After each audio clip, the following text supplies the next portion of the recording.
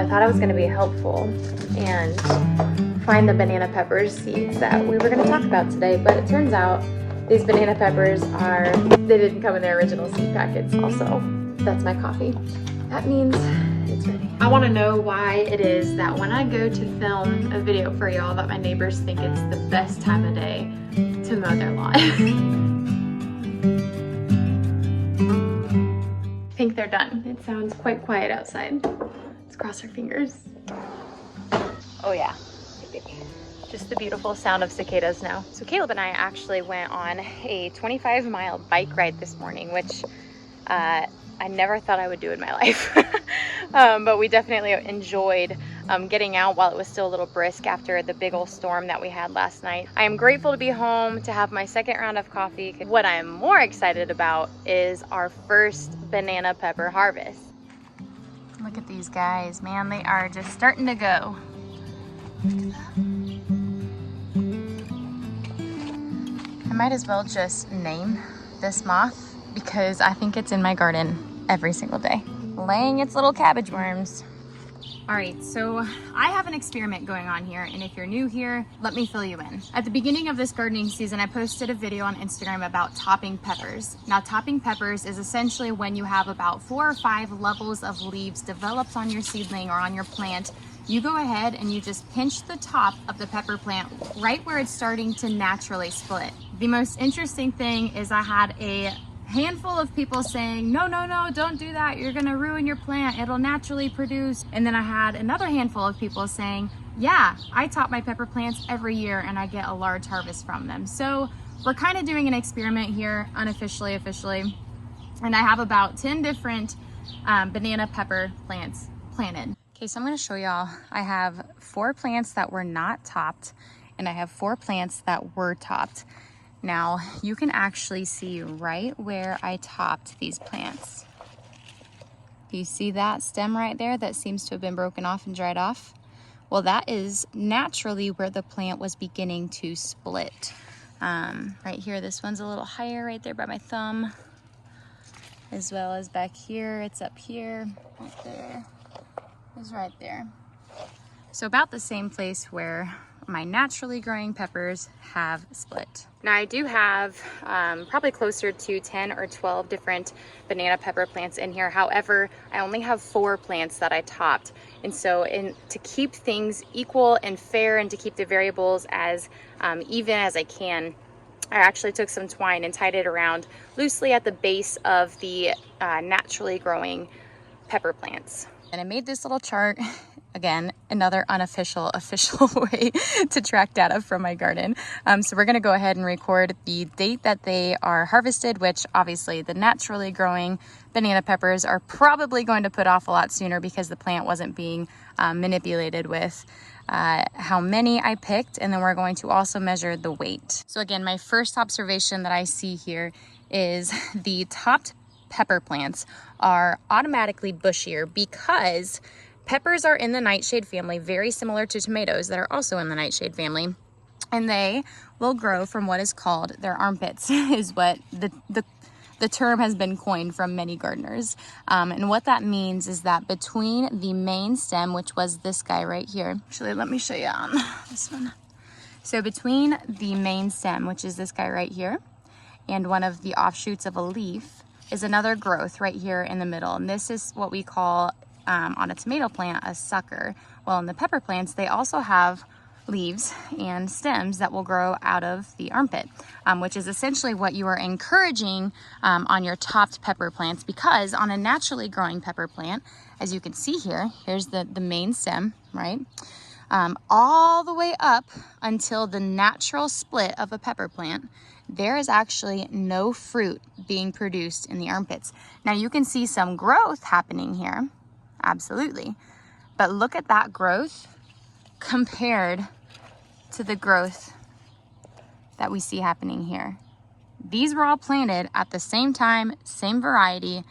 Every variable in the beginning of this process was exactly the same. They're planted in a very similar space. They get the same amount of sunlight, same amount of water, and the same soil. So naturally, these guys are taller and they're putting off fruit sooner because they haven't been messed with. These guys are shorter. They're much fluffier And they also are slower to develop. We have some guys developing here, but they're just not quite ready to harvest. Now, if you're new here, I am gardening in zone 5. We're right on the border here in eastern Iowa between zone 5A and zone 5B. And so I just say zone 5, so don't let that confuse you.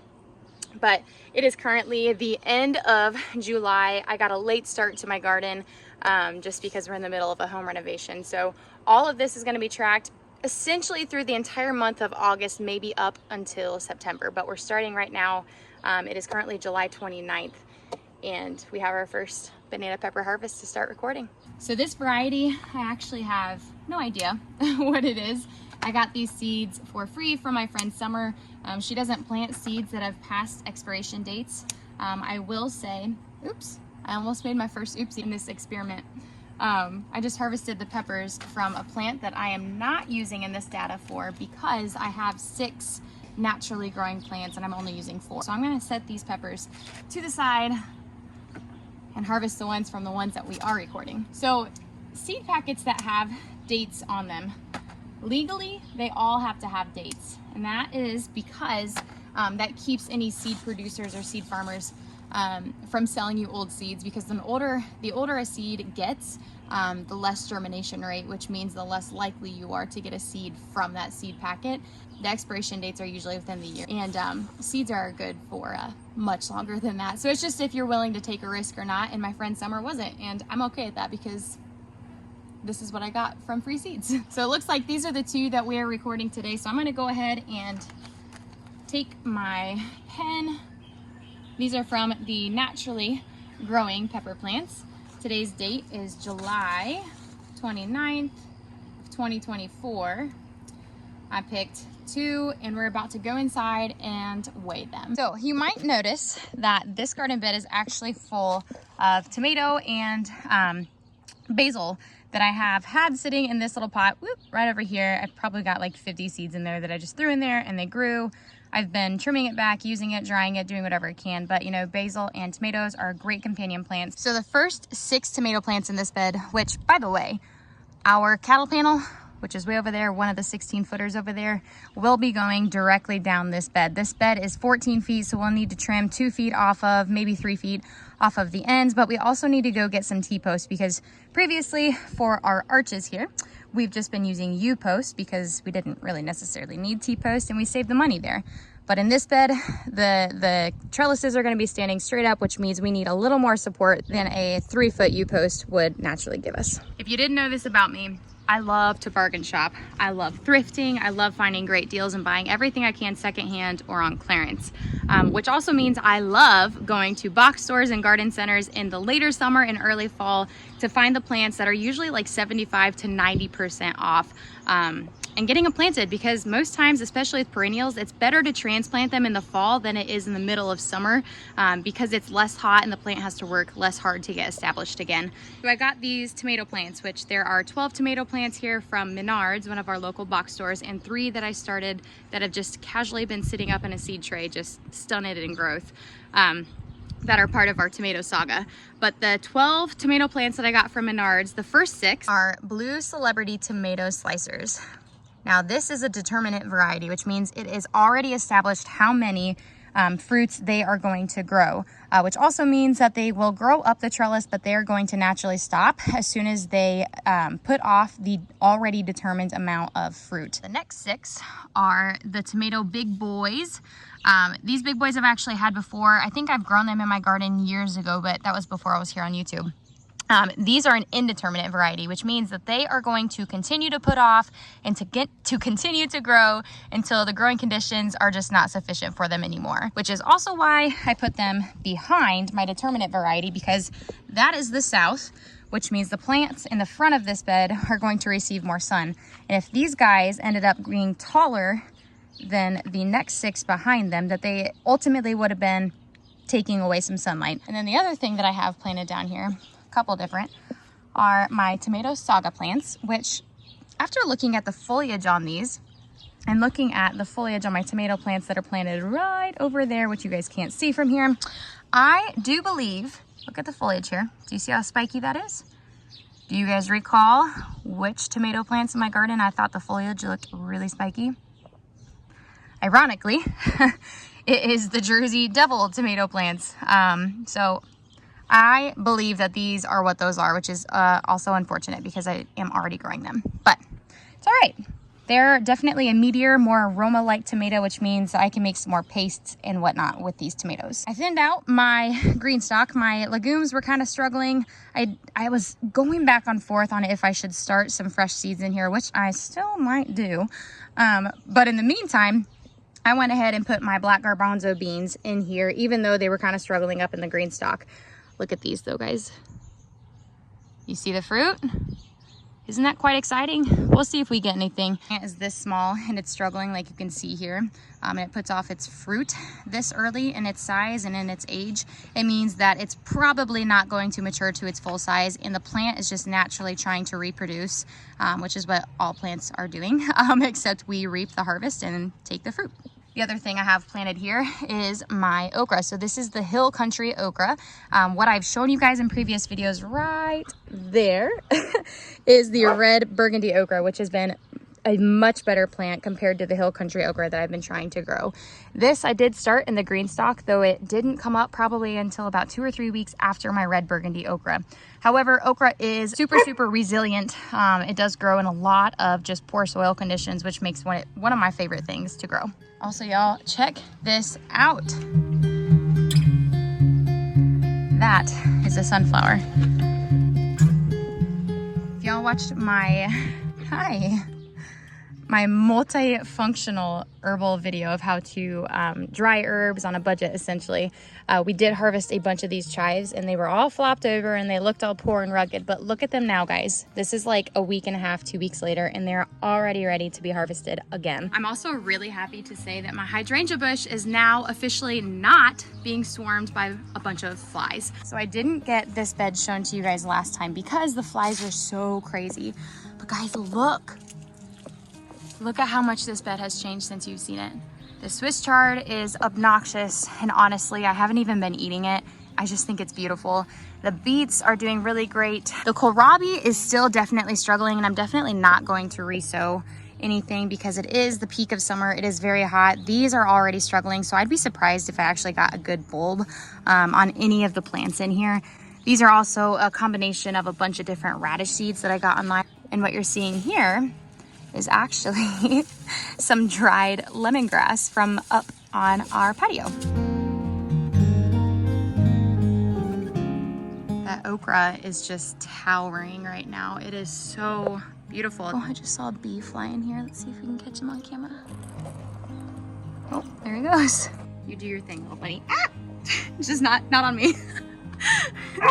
I love bees and I love wasps and I love pollinators, but the moment they come close to me and I'm not expecting it, I'm like, ooh. So okra is actually one of the foods that is super good for your gut. That isn't like a fermented food because of that sticky, slimy stuff that okra is just naturally known for.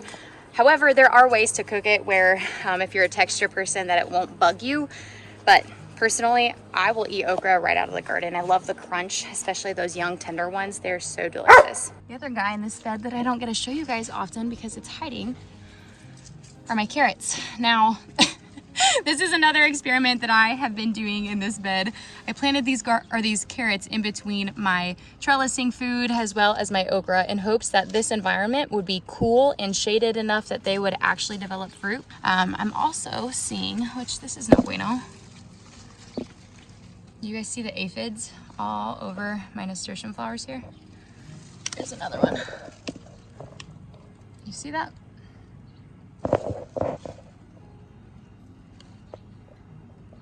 I've noticed that in some other nasturtiums in a different bed, and I've been picking them off and just squishing them because I don't want to have an aphid issue, which I'm gonna have to come in through here and do that on those guys. However, I have only found aphids on my nasturtiums, so that is good that they are being contained for now, though they are young.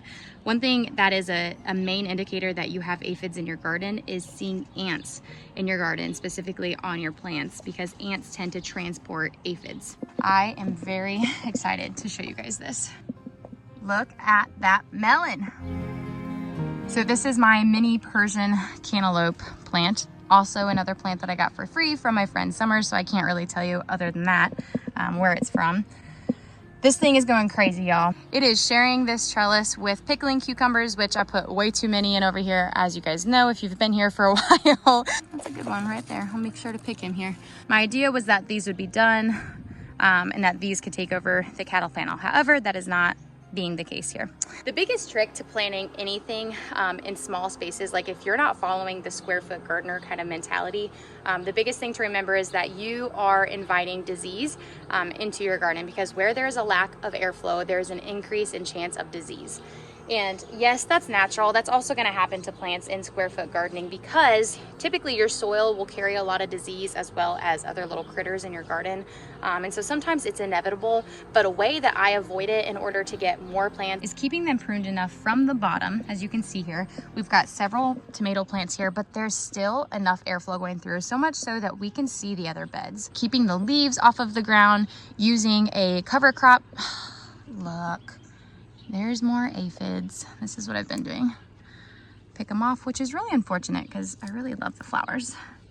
And then I squish them, which I hate doing this with my fingers, but these ones are small enough. You just leave my plants alone and go live elsewhere. My plan with all the nasturtiums in the garden was to use them as like a ground coverage to keep any backsplash from rainfalls or from me watering, splashing from the soil back up to the leaves of my plants. However, my tomato plants are tall enough now that it's not super necessary. Handsome boy, what's up? Have you enjoyed any cucumbers yet? They'll keep you cool. So I actually got this scale off of Amazon. I'll go ahead and add a link below. I have one already that I've been using for all my sourdough stuff the last couple of years. However, again, we're in a complete home renovation and literally the majority of our stuff is in storage, including my scale. This is just a digital kitchen scale. I just want to make sure it's on a flat surface, and we are going to turn it on. Let's actually measure. So we're going to measure all of our banana peppers in grams, and then in the end we'll just convert them to pounds if we have enough. So here's our 2 that we harvested. These are the 4 that I harvested off of the plant that we are not including in this experiment. I'm going to go ahead and just lay them on here. It looks like we've got 66 grams worth of banana peppers harvested today. And again, those were from our naturally growing plants. Again, I wrote the date, which is July 29th. We picked 2 of them, and together, collectively, the weight was 66 grams. Again, this experiment is really for the fun of it. You could argue that some pepper plants will have a different outcome than this pepper plant. I've had a few people say like, oh, it works with my jalapeno peppers, or oh, it didn't work. And what I mean by it is the topping method. But I can't say it's specific, and I don't know if there's enough data to prove that topping is as efficient as, if not more efficient, as just letting your pepper plant naturally grow. You know, and so many people get butthurt about the fact that I top plants, and I do encourage it typically, but I'm also somebody that prunes tomatoes, and I prune with a strategy, not just because it's a frequent or common thing that I see people do. I am a gardener that loves to watch what other gardeners are doing and learn from other gardeners, because there's more than just one way to do anything, especially when you're out in the garden. And it's so different between growing zones and climates and all sorts of different factors of where you live, where you don't live, what's sprayed around you, what's in your soil. Do you have animals? Do you not? Do you use compost? Whose compost do you use? There's so many variables in gardening that make it very unique to you. And so if you are watching this, if you get anything, I just want to encourage you that your gardening experience can never be measured to another gardener's experience. Your grass is ultimately always going to be a different color.